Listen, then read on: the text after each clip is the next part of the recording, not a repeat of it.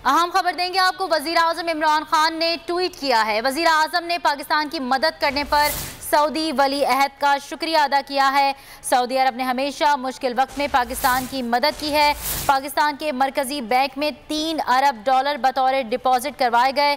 1.2 अरब dollar के साथ refined petroleum मसनूआत की माली मुआवनत भी की। नई अशिया की बढ़ती हुई कीमतों का सामना कर रहे हैं। दुनिया को बढ़ती कीमतों का सामना है, फिर भी सऊदी अरब ने मदद की। वजीर आजम इमरान खान ने ट्वीट किया है। वजीर आजम ने पाकिस्तान की मदद करने पर सऊदी वली अहद का शुक्रिया अदा किया। सऊदी अरब ने हमेशा मुश्किल वक्त में पाकिस्तान की मदद की। पाकिस्तान के मरकजी बैंक में $3 अरब बतौर डिपॉजिट करवाए गए हैं। 1.2 अरब डॉलर के साथ रिफाइंड पेट्रोलियम मसनूआत की माली मुआवनत की। नई अशिया की बढ़ती हुई कीमतों का सामना कर रहे हैं।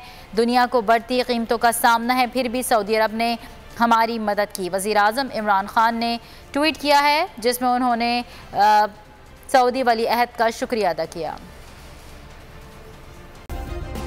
सब्सक्राइब करें और बेल दबाएं ताकि कोई खबर रह न जाए।